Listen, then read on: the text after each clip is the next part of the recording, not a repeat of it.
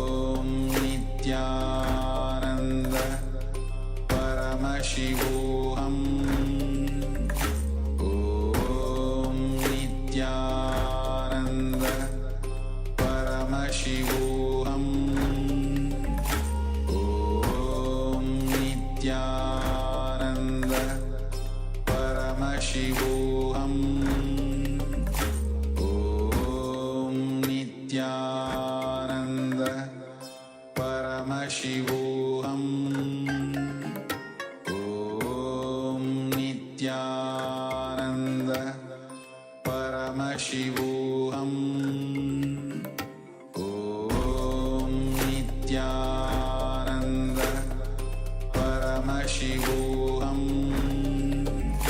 Om Nityananda Paramashivoham.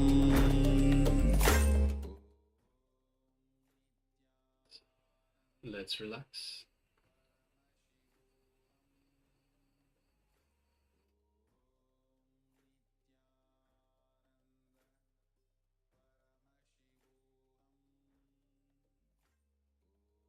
Palm manifestation round.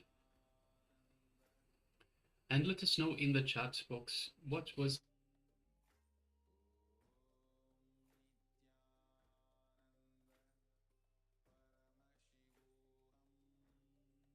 this segment.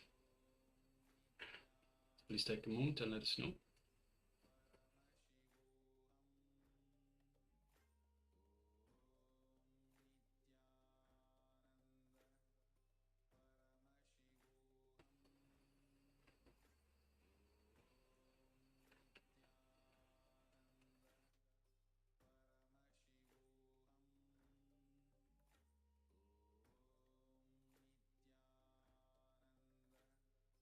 Just addressing Mark Kelly Wang. So there's a question from Mark Kelly Wang.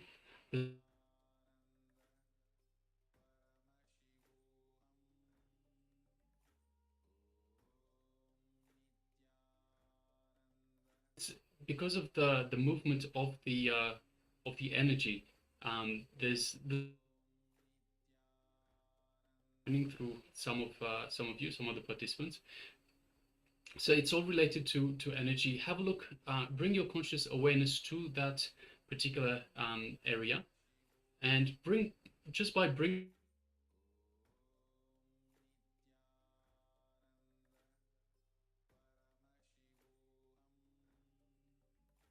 some inconvenience, there's some dis-ease, not necessarily disease, but dis-ease in the comfort level of the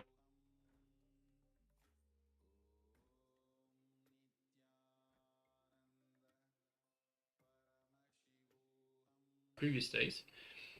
Just bring your conscious awareness through your third eye to that region. You can ask Swamiji to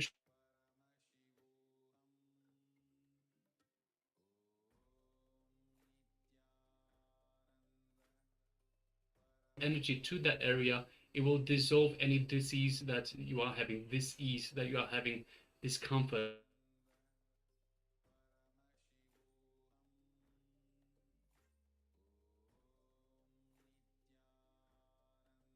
Swamiji to show you in a way that you can relate to, in a way that you can understand.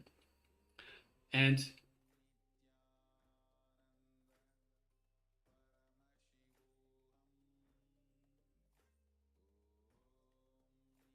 comfort will go away.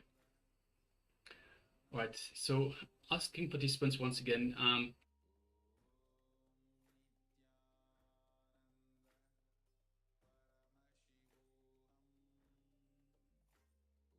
pattern. So yes, Mashukra and Dhananda, we are still having some technical difficulties, some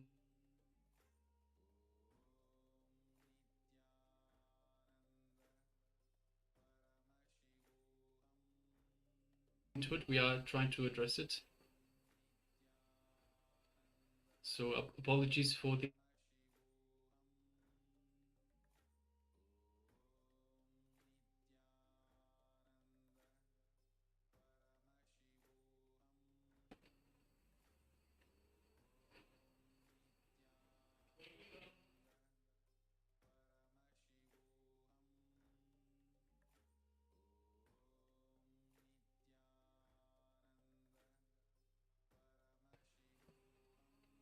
so we have Ma Chen Hai Hui that shares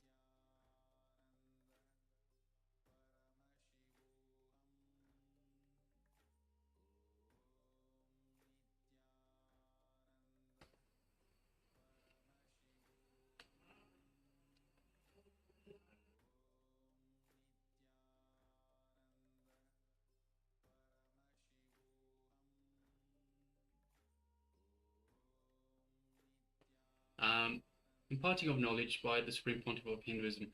Revelations, powerful revelations.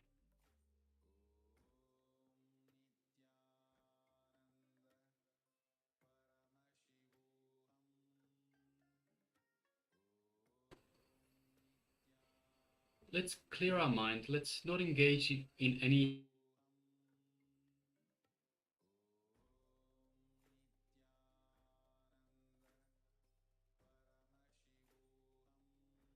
the inner space.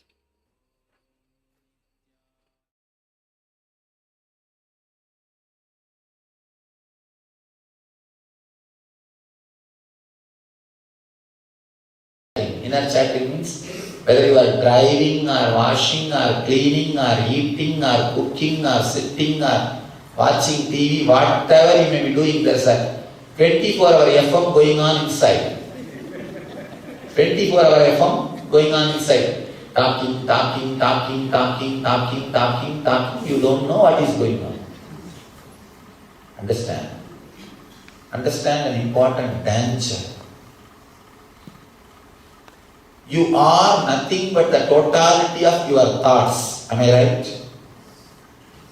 Unfortunately, you don't even know what you are thinking continuously 24 hours. Then how will you know about your life? People come and ask me, Swamiji, can you predict my future? I tell them, I only change futures, not predict. If I have to predict your future, what kind of a life you are living? What ugly kind of life you are living? People come with a small paper to do this matchmaking. This marriage ceremony, matchmaking, they come and they give the paper. Swamiji, just see this, whether the male and female, these guys can marry.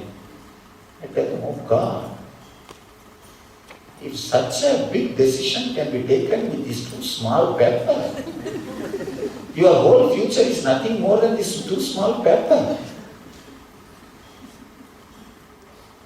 We live in such an unconscious state. That is why you are afraid of future.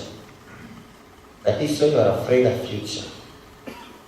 24 hours you don't know what is going on inside you.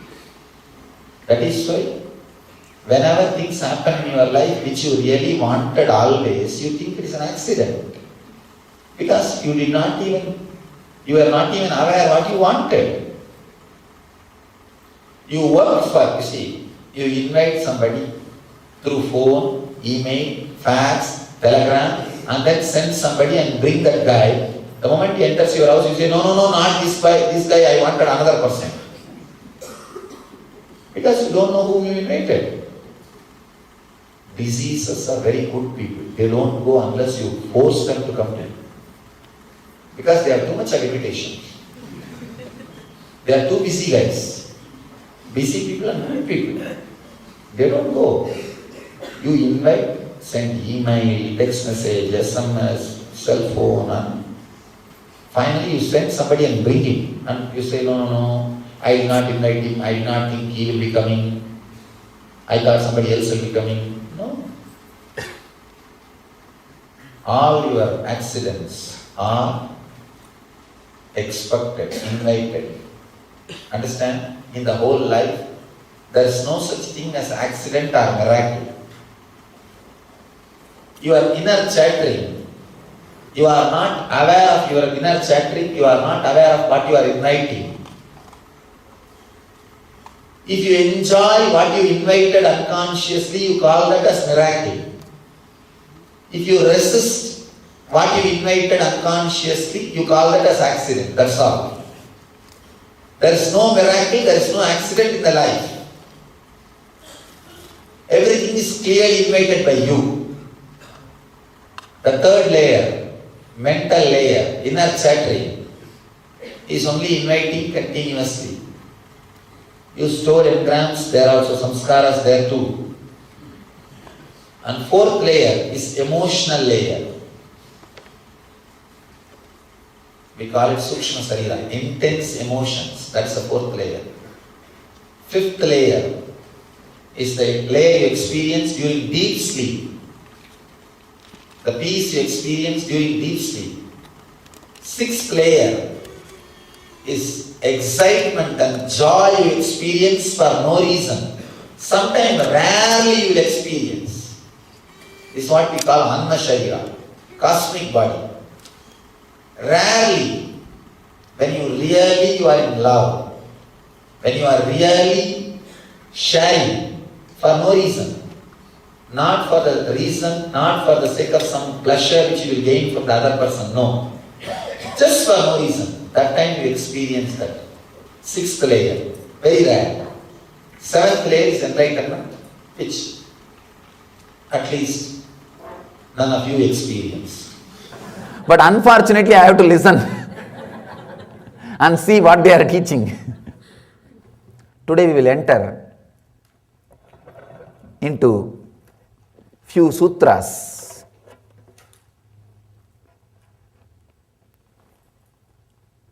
Let me read the sutra, then we will try to understand.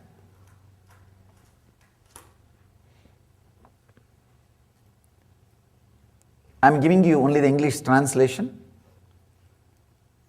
Blessed one, as senses are absorbed in the heart, reach the center of the lotus.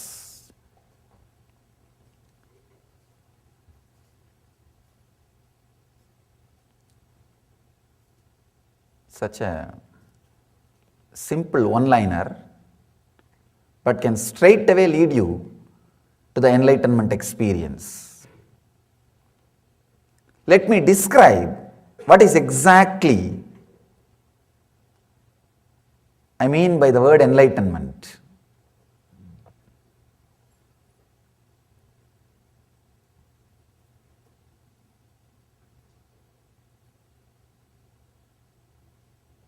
Ramakrishna says beautifully, whenever I try to explain exactly what is enlightenment, I am blocked. Of course, that is the truth. Maybe I can try to give one point of understanding. There will not be any movement of letter or word or a thought between your navel and the throat. The words will come only from the throat. I can say this is one of the precise description of enlightenment. There will not be any word or thought or syllable or sound movement between the navel and the throat. Means only when you are talking the words will be coming. When you are not talking, there will not be any words inside. Only the energy movements. Only the energy movements. Means there is no thought. There is no verbalization. There will not be any continuous inner chattering. Your inner chattering is the only thing which disturbs your whole life. Very difficult for a normal person to understand. They will always think, no, unless I have inner chattering, how will I plan my everyday life? How will I be able to run my business? How will I be able to live? Understand, when you don't have inner chattering, I don't say it is a dead silence. It is an intense energy. Whatever needs to be done comes out as a full, complete visualization. For example, what you need to do tomorrow, if you have the inner chattering, it will come line by line. Morning I will have to get up. Then I will have to go to my office. Then I will be doing this work. Then evening I will come back. Then I may have this program, that program. Like a linear way, one by one it comes out. When you don't have inner chattering, just you are with yourself, the whole visualization comes out as a one statement or one information. That is what we call intuition. When you go through the logical process, It is called inner chattering. It is intellect. But when you don't have that inner chattering, things starts expressing in you intuitively. Straight away you know. If you have to, the tomorrow routine, if it gets downloaded into your system, you know clearly. First, next, third, fourth, fifth, sixth, everything will be presented to you straight away. I don't know whether I conveyed it completely. I am trying. You can try to understand how without verbalization enlightened beings are working. If you had the fortune of living around some enlightened being, of course, very difficult. It is very difficult because one visualization which comes to me has to be translated into action means at least 200 verbalization, verbal instruction has to be delivered. It is very difficult for the disciples to grasp. That is why there is constant fight between me and my disciples. From morning I come out of my room till I go back to my room. No, sorry, till I sleep, because I'll be in the chat also. It is a constant struggle between me and my disciples. Impossible, because constantly it comes out as a full visualization. But a person who stays in the verbalization, very difficult to grasp. All you need is even a few moments. If you decide consciously and relax from the verbalization, to tell you honestly, you need nothing else except the clear decision. It is time. Surely there is something more than whatever verbalization gave to my life. See, your property, your name and fame, your position, everything was gift to you by your verbalization. The thinking which you had, that only gifted everything to you. So you have a deep gratitude for verbalization. Apart from gratitude, the utility value, you know this is paying and going to pay continuously, it is going to add more and more. The utility value is there. All you need is a clarity. Really, there is something beyond verbalization and I want it. This clarity is more than enough. This conscious decision is more than enough. One more thing. I am not asking you to drop the verbalization whole day. The moment I say that, you will be frightened. Then I have to add Kshatriya part. Kshatriya part to the scriptures. No. All I am asking, even if you can drop for few minutes before starting to the office, I'll sit and few minutes I'll decide no inner chattering. Understand, you do not know the power of your intention. Somebody asked me, Swamiji, I also decide no inner chattering, but that word itself is one more inner chattering. How can I remove the inner chatterings? Understand, mind can kill the mind. Mind can kill the mind. You can commit suicide. Not physically, I am saying mentally. If somebody asks, no, I am having life, any idea, thought which I am having in the life, how can it lead to death? It can. Your mind may be having life now.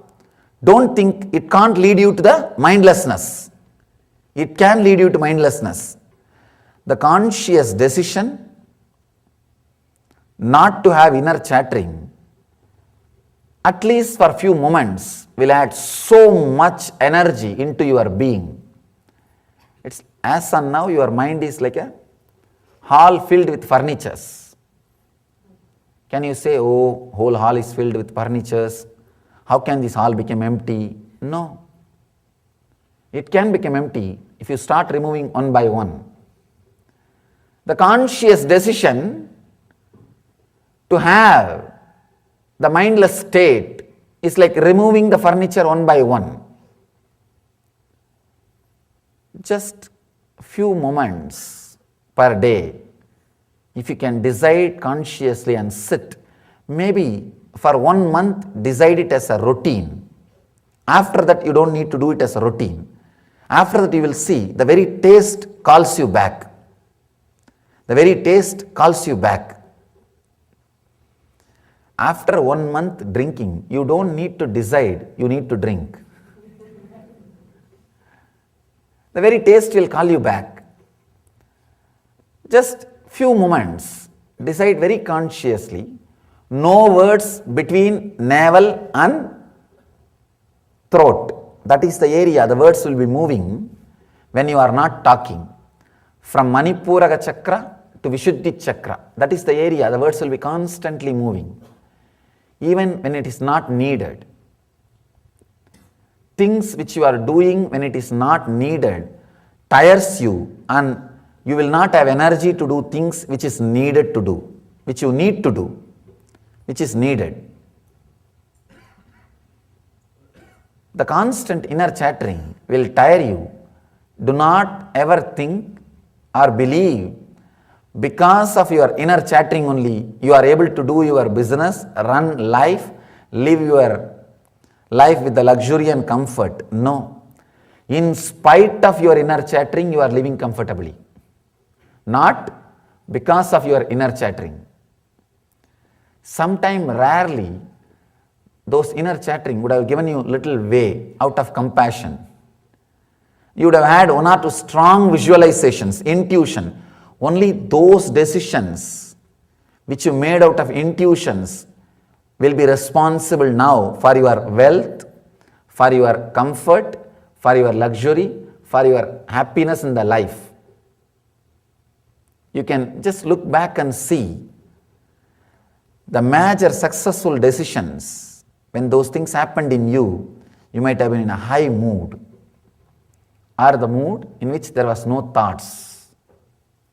Only those decisions bring joy, peace and bliss. Understand, enlightenment means not having any letter, word, sound, vibration between navel and Vishuddhi. That's all. Here Mahadeva is giving a straight technique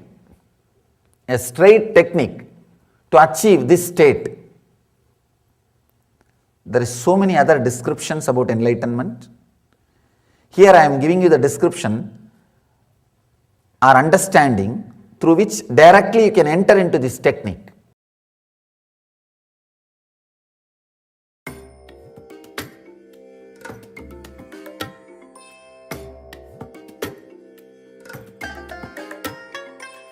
I bless you all. Let you all open all your 3 eyes and manifest the powers of Mahasudashiva. Om Nityananda Paramashivam. Om Nityananda Paramashivam. Om Nityananda Paramashivam. Om Nityananda Paramashivam. Om Nityananda Paramashivam. Om Nityananda Paramashivam. Om Nityananda Paramashivam.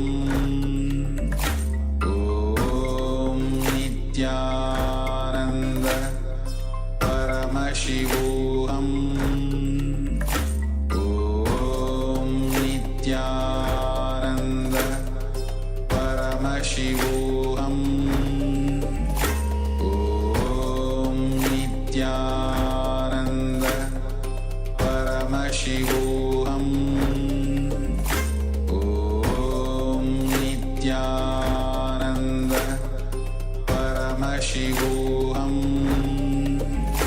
ॐ नित्यानन्द परमशिवोऽहम् ॐ नित्यानन्द परमशिवोऽहम् ॐ नित्यानन्द परमशिवोऽहम् ॐ नित्यानन्द परमशिवोऽहम् ॐ नित्यानन्द परमशिवोऽहम् ॐ नित्यानन्द परमशिवोऽहम् ॐ नित्यानन्द परमशिवोऽहम्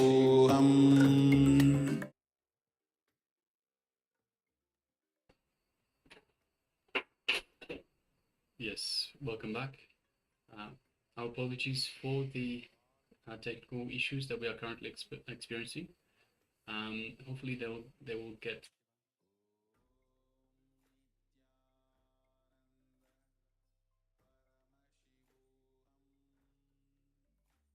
The word that we had, so for the power manifestation, the word that I had in mind was the word bliss, all in capitals. I was looking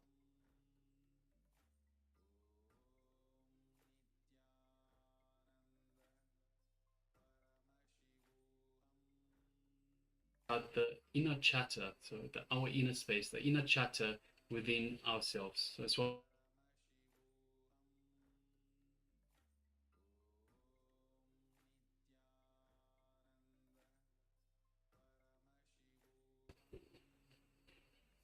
that everything will be coming out as a vision.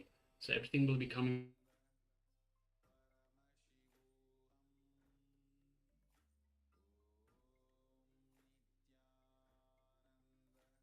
as in the way of intuition. So it comes as an intuition, a visualization.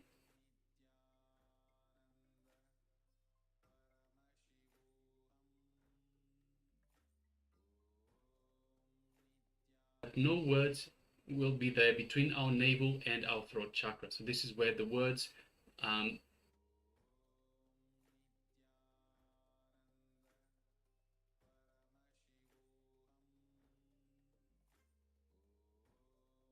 making the strong decision, then we will have no words in between our navel and throat chakra.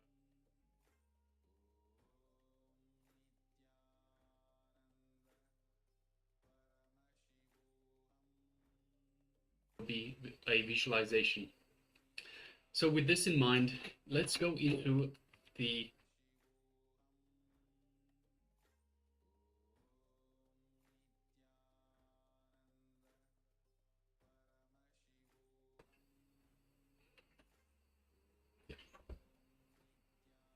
so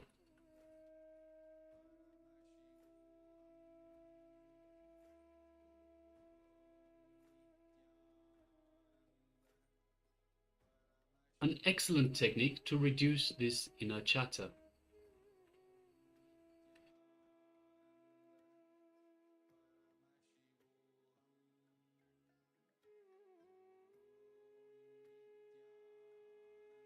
Silence the mind.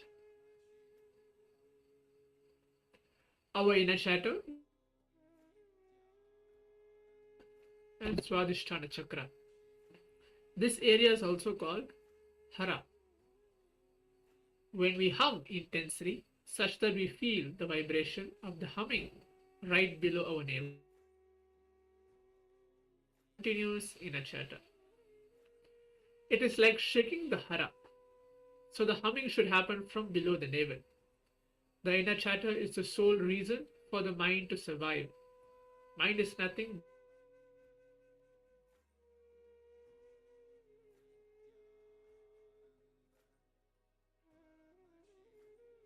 Progressing towards the no mind state. we start experiencing a different dimension of our being. Insight into subtle vibrations of our body, and it helps us to take corrective actions if required. It just happens automatically. It needs not be enforced.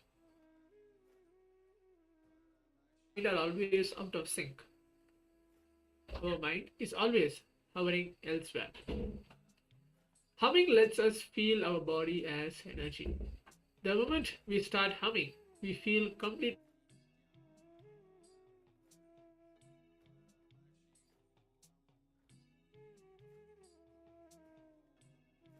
with the vibrations of the body.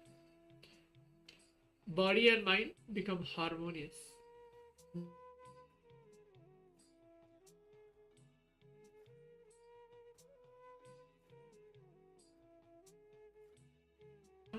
From inside. So if you were to put like a can and make a humming sound, the sound generated will be similar to this. Note please that this is not hum or om. It is simply keeping your lips together.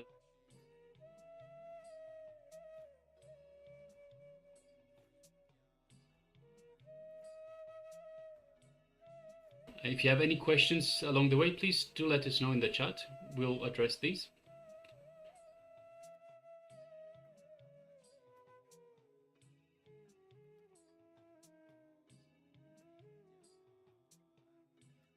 Navel center, and as loud as possible. There's no need to make an effort to take in deep breath needed. Don't become tense. Just do it in a relaxed manner. Immerse your whole being and energy into creating this vibration. Sound. After some time, you will feel that the humming continues without your effort, and that you have become simply a listener. The body and the mind starts resonating with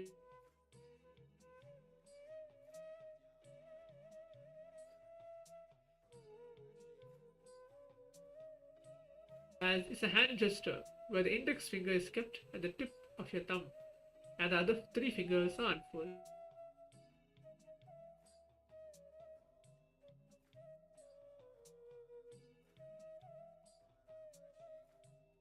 And it keeps the energy within the body by creating a circuit.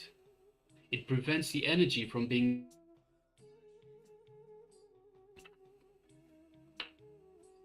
After going through the first two steps of chaotic breathing, we move on to the next step where we start entering the subtle zones of our being. Let's sit in Vajrasana. Form a chin mudra and place your hands on your knees. In this posture, with your mouth closed and lips together, produce a humming sound as intensely as possible.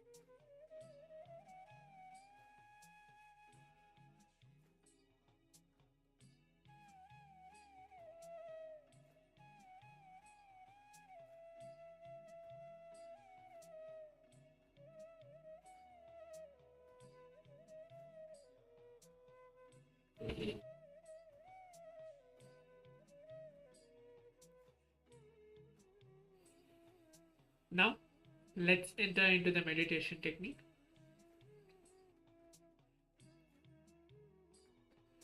Place your hands in Chin Mudra.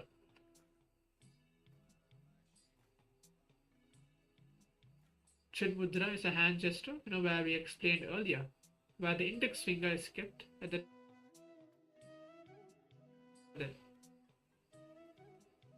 and then place your hands on your respective knees. In this posture, with your mouth closed, lips together,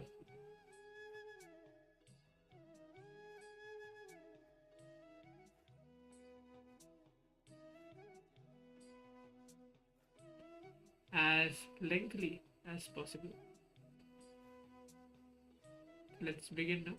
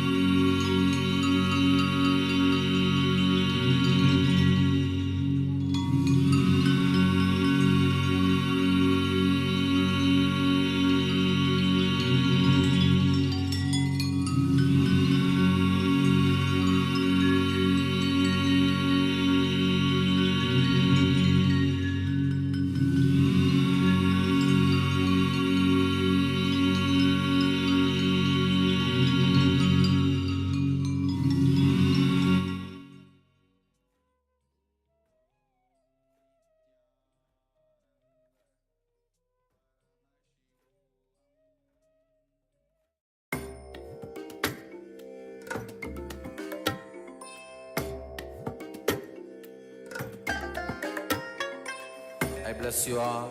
Let you all open all your three eyes and manifest the powers of Mahasudashiva. Om Nityananda Paramashivam. Om Nityananda Paramashivam. Om Nityananda Paramashivam. Om Nityananda Paramashivam. Om Nityananda Paramashivam. Om Nityananda Paramashivam. Om Nityananda Paramashivam.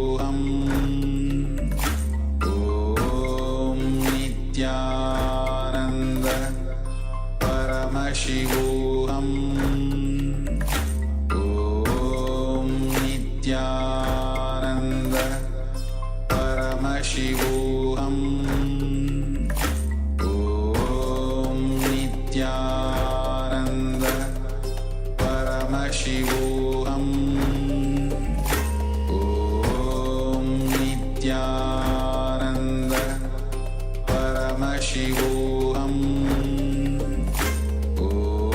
Nityananda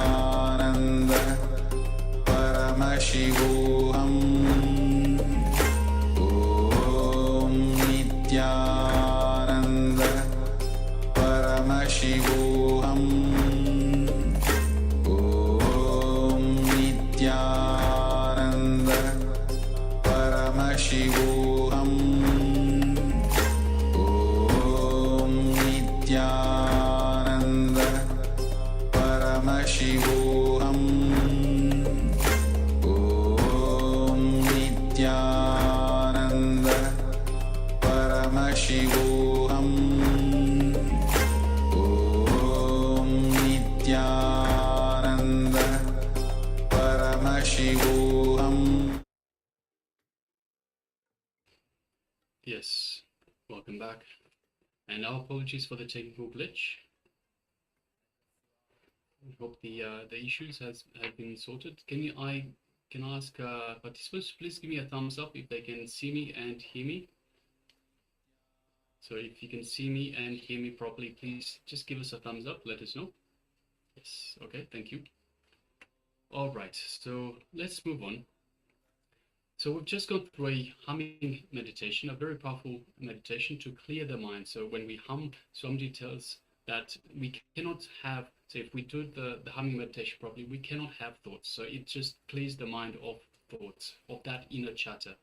So earlier Swamiji was telling us about the inner chatter, was telling us that if we have the inner chatter, this is what's causing the most issues in our life. This is what's causing most of our disturbances in our life.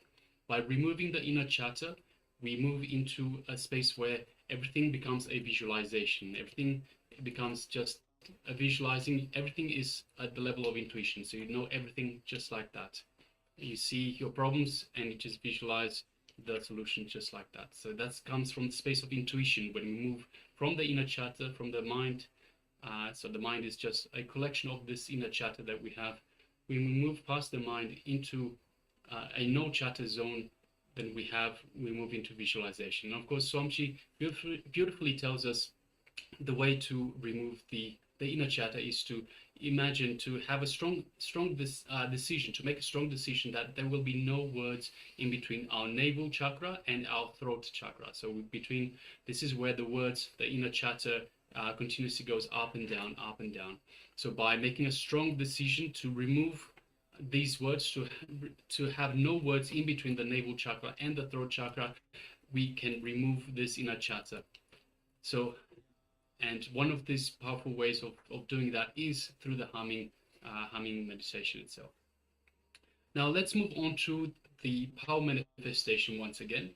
And again, it is scanning the thought current of the acharyas. So in the previous round, and apologies, we did not get to verify The word that I was thinking about, that I had written in front of me, was bliss, and all in capital letters, B-L-I-S-S, bliss. So apologies that because of the technical issues, we were not able to do the verification round. Now let's move on to the next round of the power manifestation. So once again, it will be scanning the thought current of the Acharya, of myself. I will be thinking of a location. So I already have a location in mind. I have written it down in front of me on a piece of paper. So now requesting participants to please once again come to the space of listening. Let's come into a space of restful awareness. So just invoke Swamiji in our inner space. So just in this area here, Nandaganda region. Let's invoke Swamiji in our inner space and feel Swamiji radiate the love, the compassion, and the superconscious energy throughout our entire body, our entire being. And now let's connect to Swamiji in our third eye.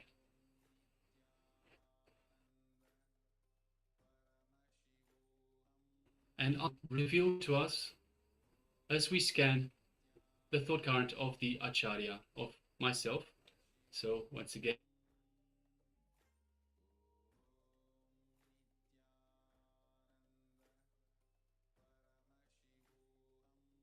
participants, sit with your head, neck and spine in a straight line. Let's start chanting the Mahavakya. Om Nityananda Paramashivoham. Om Nityananda Paramashivoham. Om Nityananda Paramashivoham. And from the space of oneness, from the conscious cognition that we are Paramashiva, let's manifest this power of scanning the thought current. Let's go ahead now.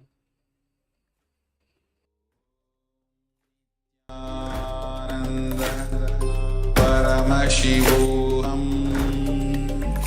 Om Nityananda Paramashivoham. Om Nityananda Paramashivoham. Om Nityananda Paramashivoham. Om Nityananda Paramashivoham. Om Nityananda Paramashivoham. Om Nityananda Paramashivoham. Om Nityananda Paramashivoham. Om Nityananda Paramashivoham.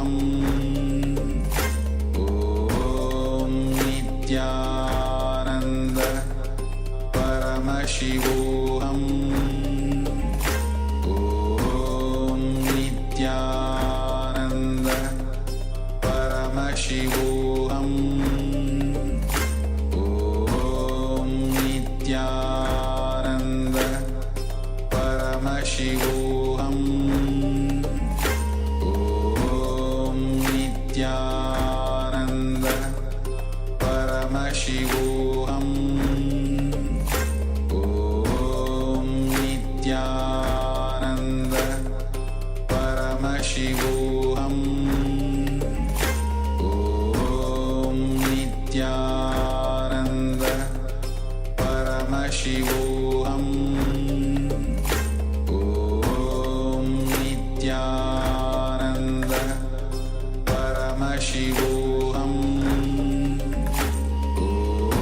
Om Nityananda Paramashivoham.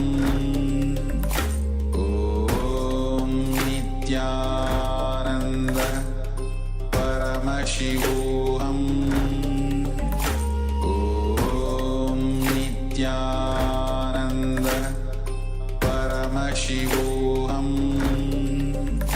Om Nityananda Paramashivoham.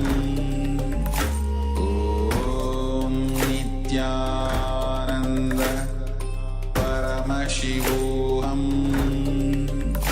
Om Nityananda Paramashivoham. Om Nityananda Paramashivoham. Om Nityananda Paramashivoham. Om Nityananda Paramashivoham. Om Nityananda Paramashivoham.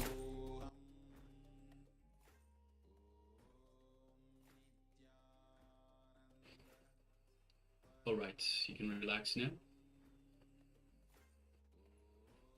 So please, requesting participants, let us know in the chat box to you in your the location of what the Acharya, myself, was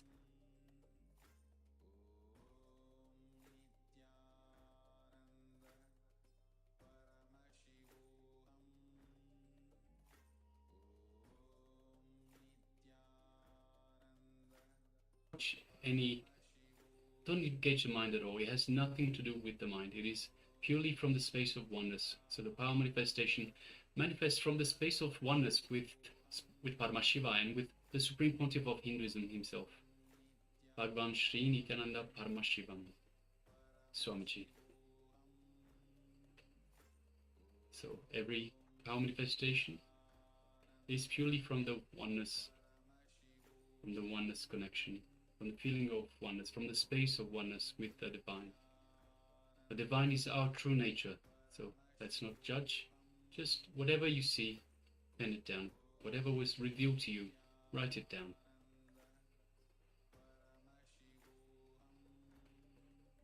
So we have Ma Chen Hai Hui that shares Paris, Canal,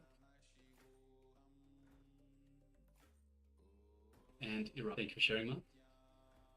Requesting all participants, please share in the chat box.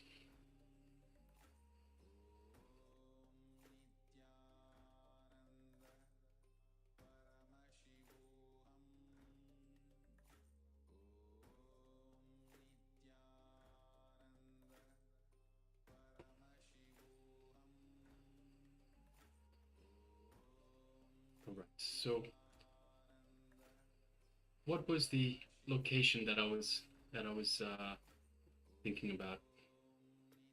The location itself is in Prague, in the capital of the Czech Republic.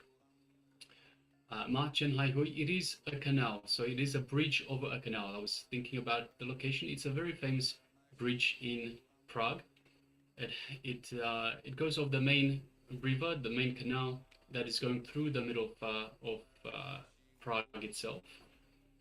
And it is a famous bridge as it has statues on both sides of the bridge. So overlooking the river itself, it has statues all the way across, one by one, all the way from end to end.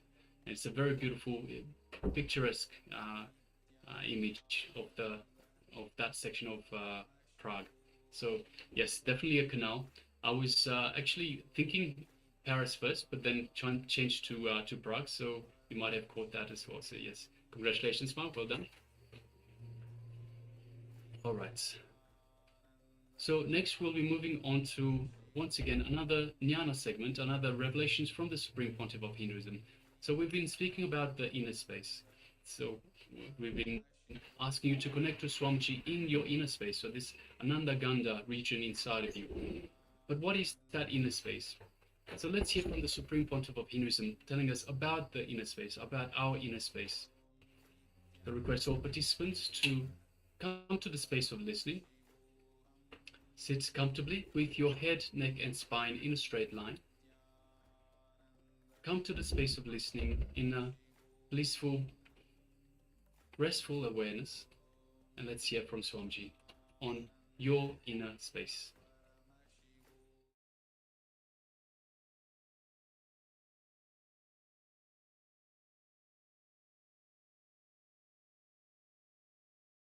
Your inner space. The whole world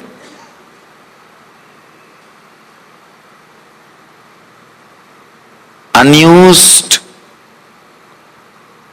natural resource, I can say, misused powerful natural resource is your inner space.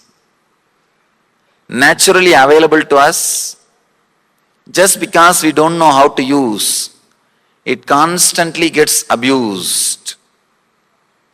And we do not know the power of it.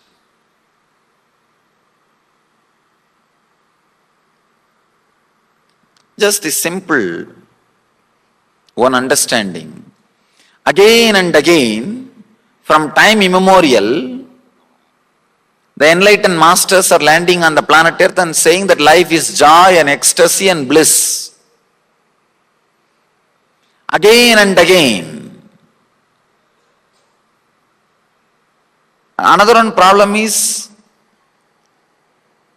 we are not able to just throw them out, saying that they may be liars, or one bolt has gone. We are not able to push them aside just because of their authenticity, just because of their very presence. Truth adds value to your presence. When Vivekananda addressed the Parliament of Religions, he started, "Dear brothers and sisters of America." The reminiscences, people who witnessed the scene, they say that it took at least 10 minutes for the crowd to settle down. It was such a strong experience, not just clapping, the very feeling. Somebody asked Vivekananda, how this happened? Because every day you see in the street so many people calling you sister, brother, all those things. The problem is, when they call sister or brother, you don't know what for they are calling. There is a beautiful word in Sanskrit, ojas. If the person who is speaking, if he is speaking from authentic experience, the person who is listening has to listen authentically. Listener cannot escape, because the depth are the words will have its own quality. Not only that, anything comes out of the pure inner space has to penetrate your inner space, has to enter into your inner space.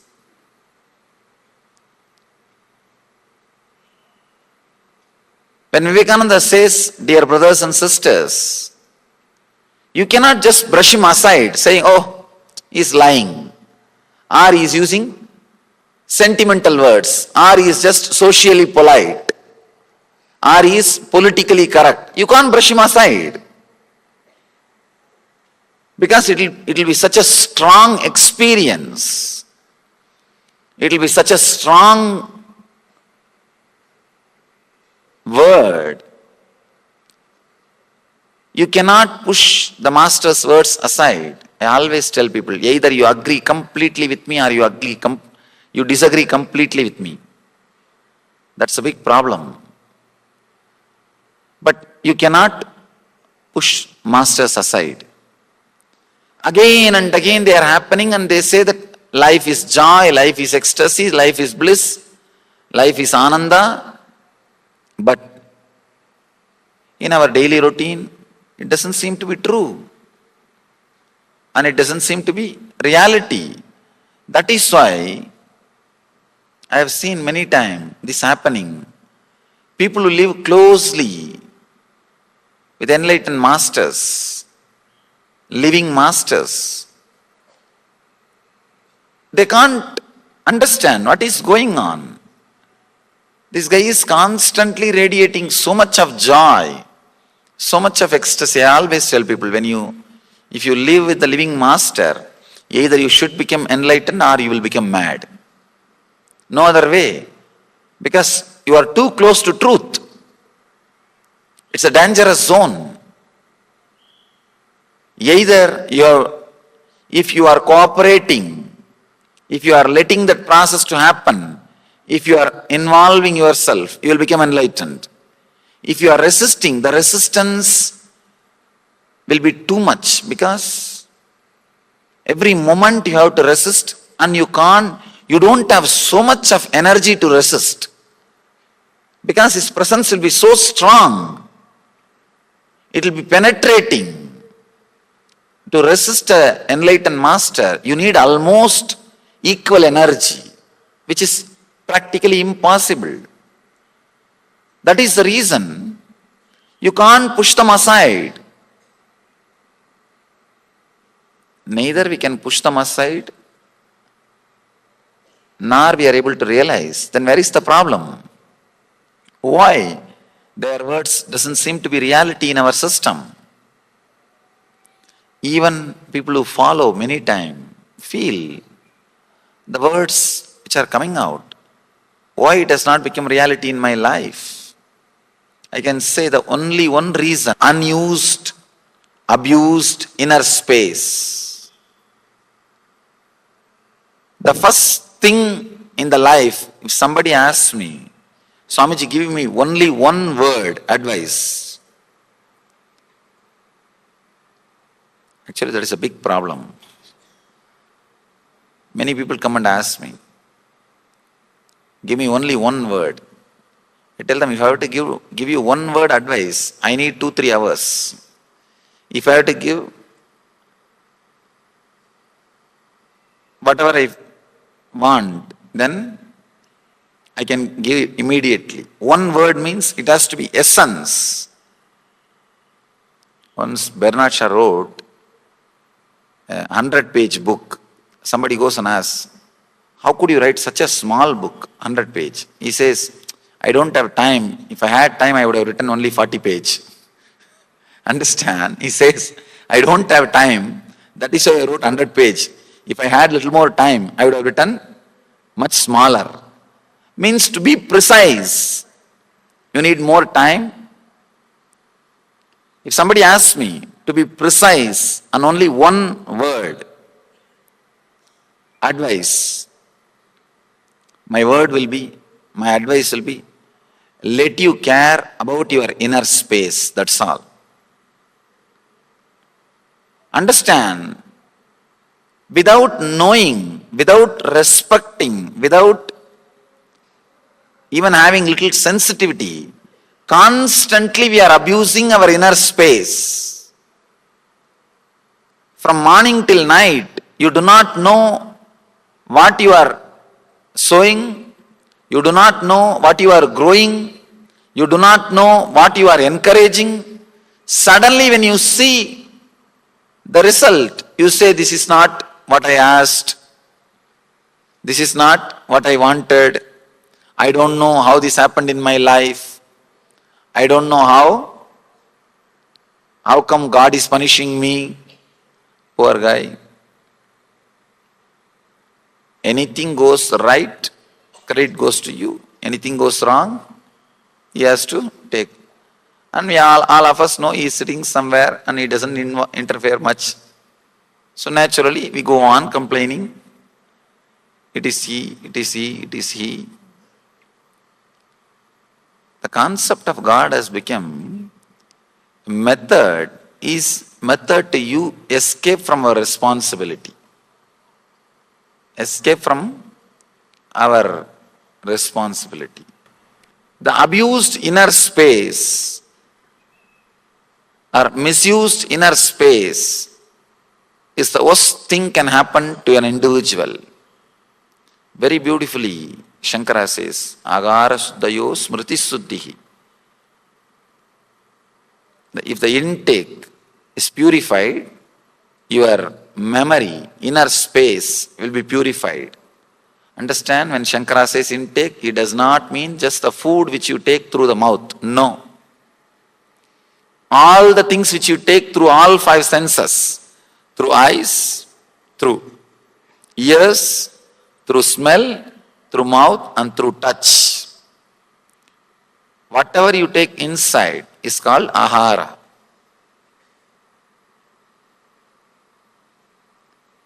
Our inner space is constantly abused by wrong diet, wrong food, poison.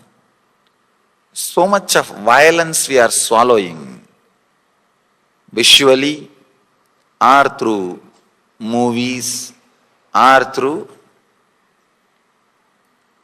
media, whatever may be reason. So much of violence you are swallowing. I don't say you should not read newspaper. To know the news, to keep in touch with the world, newspaper is perfectly all right. But we go on spending time and energy enjoying and cherishing the violent visualizations. So much we are throwing inside without knowing that our inner space is getting corrupted. The corruption which happens to your inner space is what I call samskara, engraved memories. The memories which goes and sits inside your inner space and makes you go through same experience, makes you do same kind of actions. Even if you don't want, those memories is what I call samskaras. Today, the whole session today is completely dedicated to work on our inner space, to work on our samskaras. We will do a deeper process, some methods to cleanse the unnecessarily accumulated samskaras. Of course, all samskaras are unnecessary. You can be alive without any samskara because your very body is made out of the samskaras which is needed. Your mind does not need to carry any samskara to run your life or to protect the infrastructure which you are having as your own, or to expand your infrastructure to add comforts and to do what you want. Please understand, your body has an innate intelligence which we call biomemory, or in Sanskrit prarabdha. When you design your body, you have clearly decided about the life, about the enjoyments, experiences you want to have. Based on that, you decide your body, you design your body. So the energy or the ideas with which you designed your body, that is called prarabdha. Your prarabdha is intelligent enough, powerful enough, efficient enough to run your life and expand your infrastructures.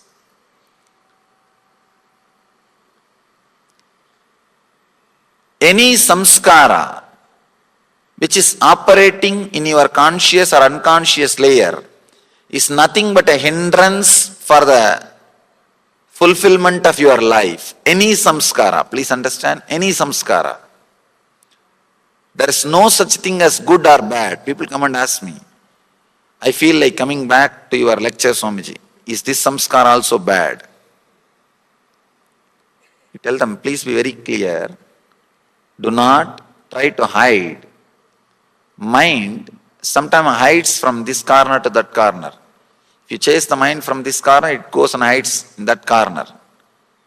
I tell them, be very clear. Anything, even coming back or listening to the discourse, if it is based on samskara, you have not understood what I said.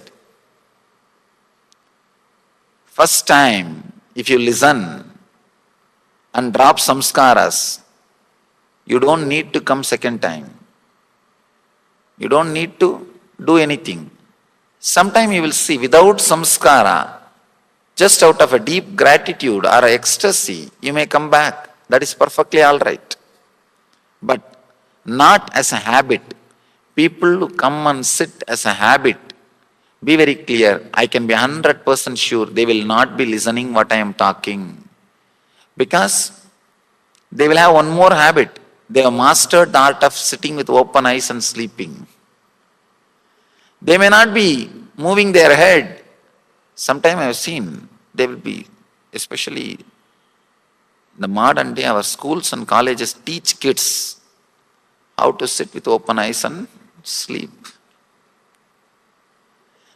Eyes will be wide open, sitting very straight, but you will see their mind will not be here. The mind will be somewhere else. As I was telling yesterday, daydreaming. If you are here out of habit, I don't think that is going to help. Because again, the next habit, even if the body is there, mind will be somewhere. That habit will be there. I always tell people, early morning when you get up and put the brush in the mouth, mind is already in the office. When you are sitting in the office and operating your computer, mind is already in the beach or the temple evening. When you are in the temple, your mind is already in the house. By the time you reach the house and settle down, mind is already thinking about what to do tomorrow, next day routine. One thing is sure, if you are here, your mind is not here. Because constantly it is running here, there, here, there, here, there. Filled samskaras, inner space filled with samskaras is hell. Inner space without samskaras is heaven. So do not try to classify good or bad. Samskara by itself, by its very nature, is negative. By its very nature is depressive. I always tell people, if you come and sit just out of samskara, after 2 days the same thing will be boring. Anything done out of samskara, suddenly you will see it becomes empty, it becomes boring, it becomes simply unrelated to your life. Any moment happens with a deep understanding. Any moment happens out of your pure inner space, adds value to you. From the young age, we collect so many different samskaras through so many ways, accumulate, add, and reproduce. Samskaras do reproduce even without any further action. Just by thinking, you can strengthen samskaras. There are some samskaras which can be strengthened only by action. There are some which will be strengthened by information. There are some neither needs action nor needs information. Just remembrance is enough. They will get strengthened. We collect various level samskaras, engraved memories, and store in our system and expand, multiply, create more and more hindrance. Now, I'll take few minutes to analyze whatever I expressed. Please understand. Now, whatever I expressed is more like atato brahma jignasat. Let us inquire into the reality. So I proposed whatever I want to propose. Now you can analyze it through your questions. It's like a churning. The master's experience and the disciple's logic is used to churn. When the disciple's logic is used to work and the churn with the master's experience, suddenly you will see the Amrita, the master's experience comes out.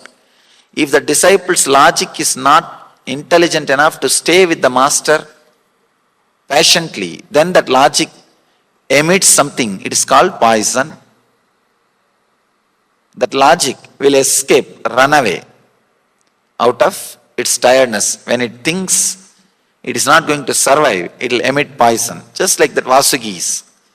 If you know the churning, the Milky Ocean, the story, the Vasugi, the snake can be called as disciple's logic. When the Vasugi thought it won't survive, it started vomiting poison. When the logic feels it can't survive these great truths, it is going to disappear. The life is going to take different direction. It vomits poison, which I call doubt, and creates problems. If you have patience to work with the master's experience, which is the Meru hill, you will see Amrita, enlightenment comes out of your system. Let us churn the master's experience with the questions so that you can internalize all these great truths, all these great revelations. Then we will enter into the process and meditation technique. First, let me answer. See, here is asking, animals don't get married and live a free life. Why should we get married and suffer? Is there anything that is in a marriage that is not provided for animals? Yes. Yes. Animals take birth as polygamous and die as polygamous. Human being, in seed, in potential form, when he is taking birth, he is polygamous, but he should not die as polygamous. He should become monogamous. Understand, that is what is maturity. Suddenly you will see, when you start growing inside you, the deep friendliness liberates you from lust. Please understand. Just yesterday in our ashram, I was discussing about this. In our ashramites meeting, I was taking classes for my brahmacharis about the celibacy and sannyas. There were some very intimate questions and answers, sessions was going on. There I made a statement, very important truth. It is not just for swamis, even for everyone, we need to understand.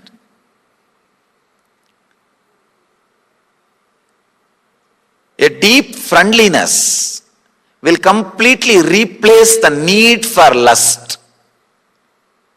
It's a very important sutra.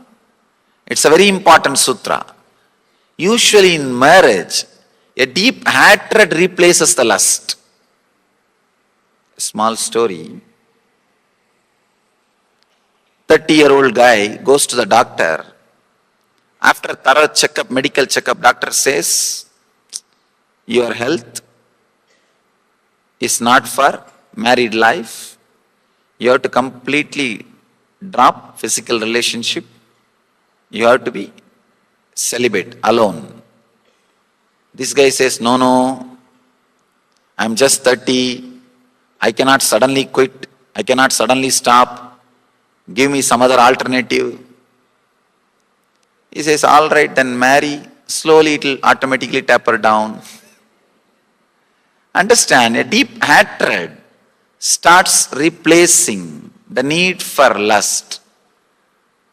But the truth is, a deep friendliness can replace the need for physical relationship.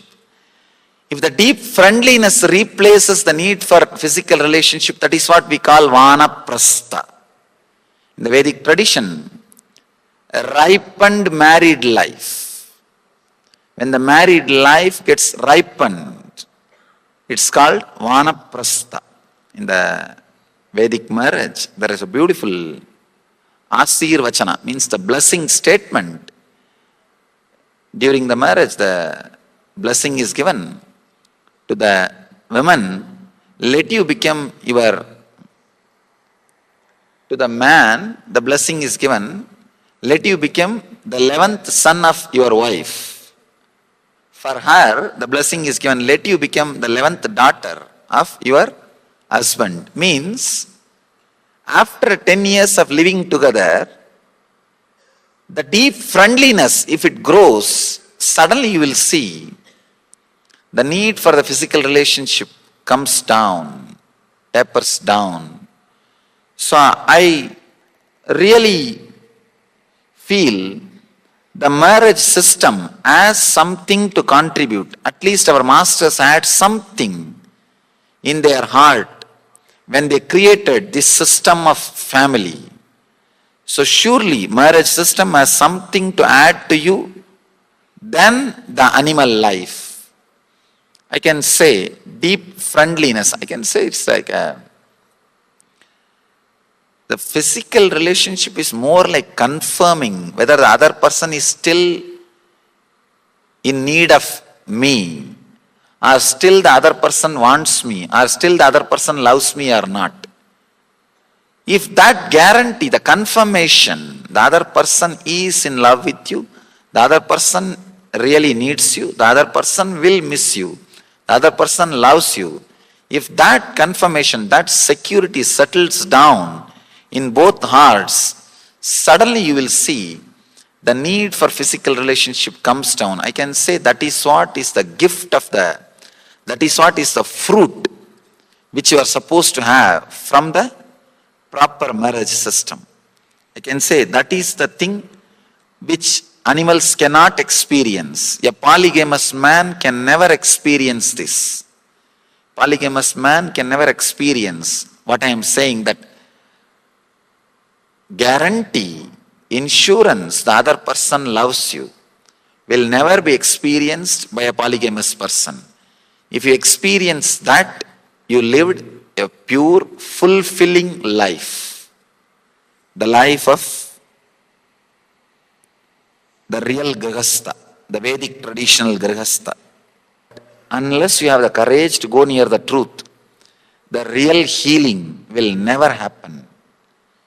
You may have medically fit body, that does not mean you are healthy. Of course, whoever, I have seen, I can say 99%, the people who do not have the self-healing clarity, thoughts in the system, will never be able to maintain even the physical health. In last 5 years of my public life, around 1.2 million, 12 lakh disciples I have initiated. With that experience I am sharing with you, not just to boast or be proud about nothing, just to tell you, with this authority, with this experience, with this understanding, I tell you, person who does not have the self-healing clarity and understanding. When I say self-healing understanding, when you fall in depression, the thoughts which brings you out of the depression, the clarity which brings you out of depression. Just a year ago, I did a small research. I chose some of the people who went through meditation programs and who went through some spiritual studying, asked them to write whatever comes in their mind without editing for 20 minutes. And a person who is not exposed to spirituality, asked them also to write. When I read those papers, it was a very shocking revelation. A person who is not exposed to the spirituality, his thoughts, if he has written 100 thoughts, more than 80 are directing him towards more and more depression. Only 20 thoughts were self-healing, means bringing him out of depression. But the people who are exposed to the spirituality and study and meditation, I saw more than 60% of their thoughts are self-healing. Only 40 are towards depression. The self-healing thoughts, the self-healing clarity, the touch of the truth. Only a person who had a touch of the truth in his life can maintain health. Understand? When I say health, I mean even physical health. Otherwise, it is impossible even to maintain physical health, especially in this so-called modern society. The stress and the pressure and all those things. The person who put the question yesterday, this is too much truth for me, Swamiji. I'm afraid. Understand? You are afraid of your health. You are afraid of your health. Sometime, truth will be strong. No other way. But I tell you, it can create so much of ecstasy and energy. Ecstasy in the inner space, energy to expand yourself in the outer space. Energy in the inner space, ecstasy in the inner space, energy to expand in the outer space. Yesterday, the one concept which I was explaining again and again, it is nothing but another one kind of a dream. That truth, if you can just collect it and keep it inside, that is what I call knowledge weapon, Shastra Sastra. Whenever depression attacks you, suffering attacks you, life brings different scenes in front of you. The Shastra Sastra, knowledge weapon, can be so powerful, can be used so much, you can just come out of the depression. So naturally, these great truths, sometime, even if it is too much, don't bother. Try to digest, assimilate, and keep it in the corner of your heart. Let the Shastras be stored inside you. The more and more Shastras you have, knowledge weapons you have, naturally the depression will have the fear about you. It's just like if you have a huge army, naturally the other country will be afraid of attacking you. You don't even have to attack. The moment you display your power, the other country will think twice before attacking you. Same way, the knowledge weapon, Shastras, the self-healing thoughts, the more and more you accumulate, the self-healing thoughts, Shastras, inside your system, you will see depression will have fear to come near you. Depression will have fear to even look at you. The life, or what you call as so-called life, will be afraid to come near you. Even now, the truths which I am sharing, it may be a little strong, but I tell you, if you want the truth to do the process of healing in you, it has to be digested, internalized. Many times people ask me, just by giving few hours of discourse, how could you heal, Swamiji? But it is happening. How it happened in me? Many people come and ask me. Just 2-3 days I sat with you and listened to whatever you said. Suddenly I feel my system is healed. My system is helped. My health is better. I tell them it is not simply listening. It is not ordinary words. You will see when these truths are added into you, you will completely rethink. You will redesign your whole life. What you think as desires, what you think as fear, what you think as worry, what you think as depression, all these things will suddenly have new clarity. All these things will suddenly disappear. When the load is taken out of your inner space, there is nothing else but healing. Healing is the only thing can happen to you. Here is a beautiful question. Sir, how to know master is enlightened or not among so many masters in the world?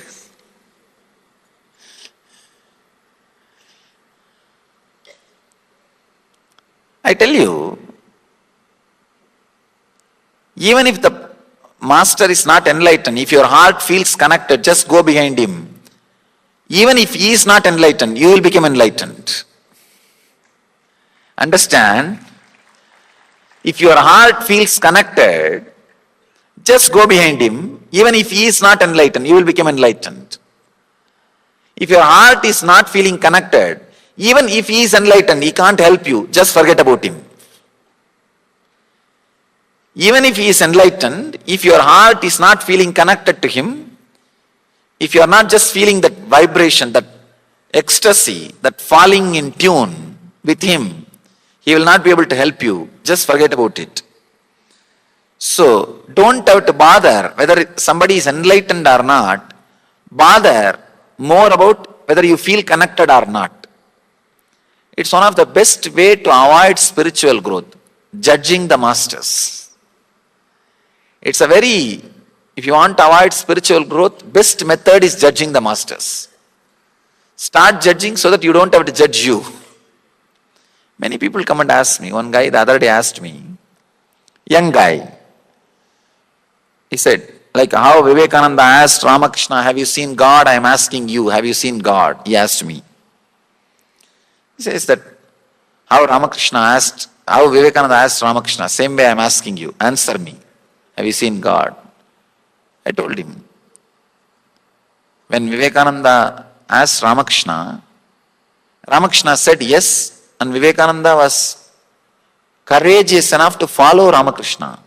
I tell you, not only I have seen, I am ready to show. Come on, that guy disappeared. We go on judging the masters, but do not bother about our qualification. I tell you, if your heart feels connected, if you feel some goodness being around him or about him, just go behind. Even if he is not enlightened, you will become enlightened.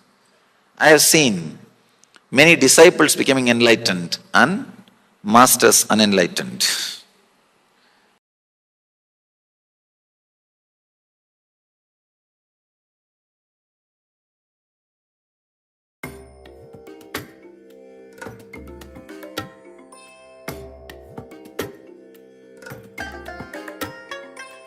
I bless you all.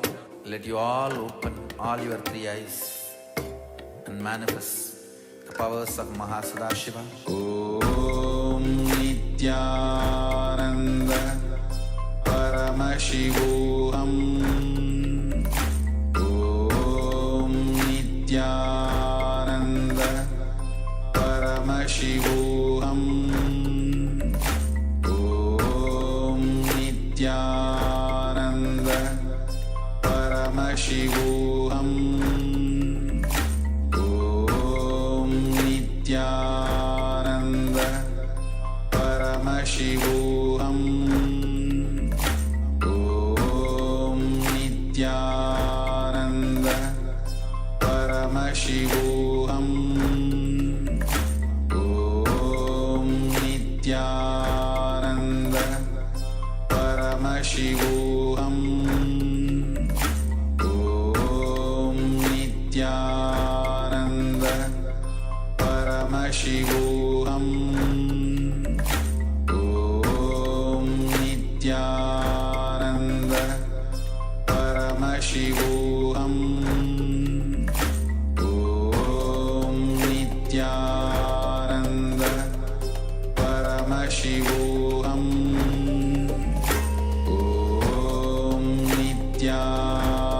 Om Nityananda Paramashivam. Om Nityananda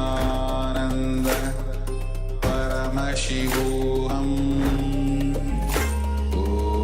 Om Nityananda Paramashivam. Om Nityananda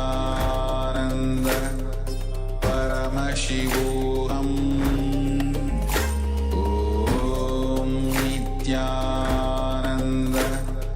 Paramashivam. Om Nityananda Paramashivam.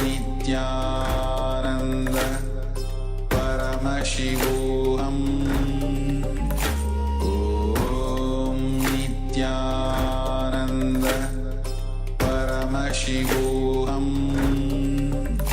Om Nityananda Paramashivoham. Om Nityananda Paramashivoham. Om Nityananda Paramashivoham. Om Nityananda Paramashivoham. Om Nityananda Paramashivoham. Om Nityananda Paramashivoham. Om Nityananda Paramashivoham. Om Nityananda Paramashivoham. Om Nityananda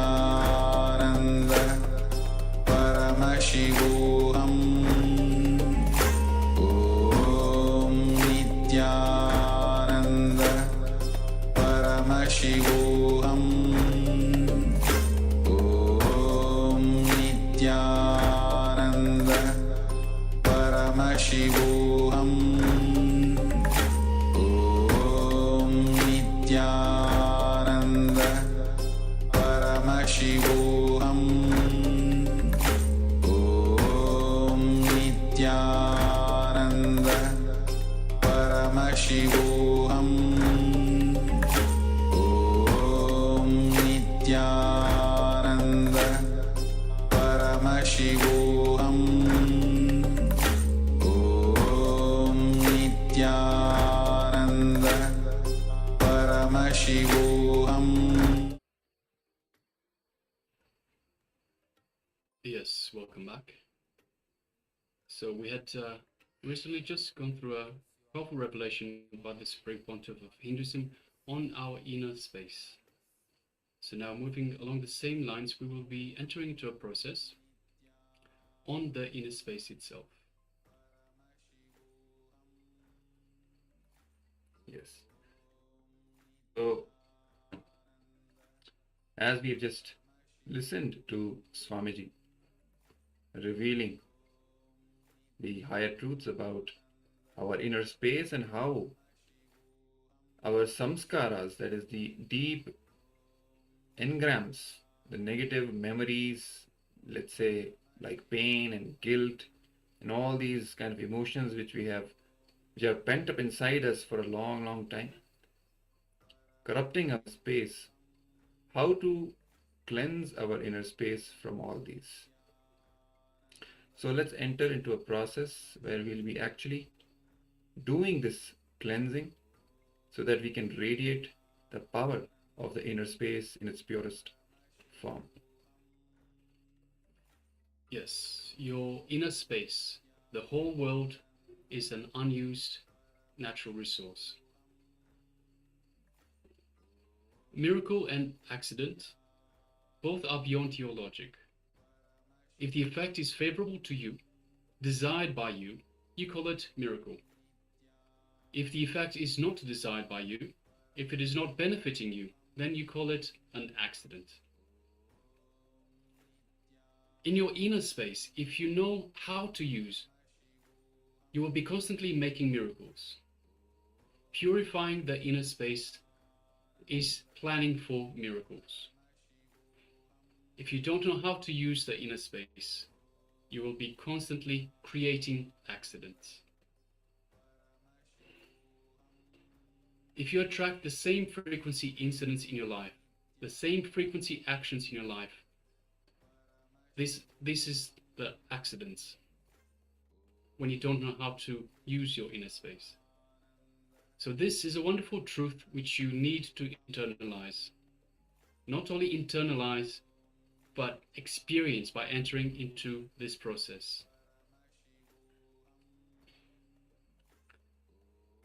So consciously enter into the memories which you don't want to enter.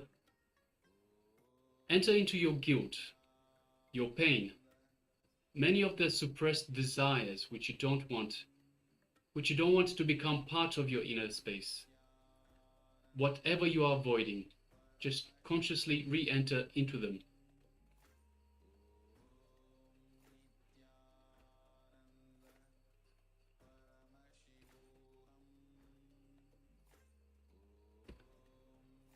So Swamiji says, people ask you, no, if we enter, will it not become strong? Will it not become reality? You are not that powerful, Swamiji says. You are not that powerful to make your thoughts into reality, fortunately. So don't bother. When you enter consciously into these thoughts, into these engrams, if they are some way going to be good, they will become part of you. If they're not, they will just simply leave. So now let's move into this process itself. So once again, let's consciously enter into the memories which you don't want to enter into. Your guilt, your desires, your pains. Let's consciously enter into these.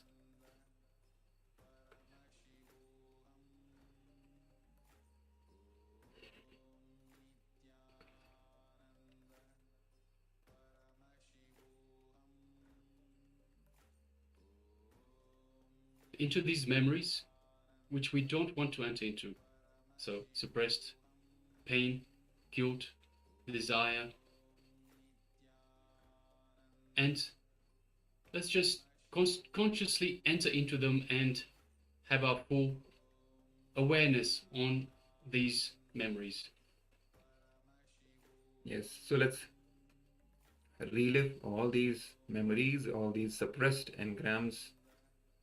Consciously enter into these memories which we have suppressed for so long, and we are reluctant to face them directly. So let's consciously now decide to enter into them, infusing awareness into them and reliving all these memories, reliving and relieving all these engrams.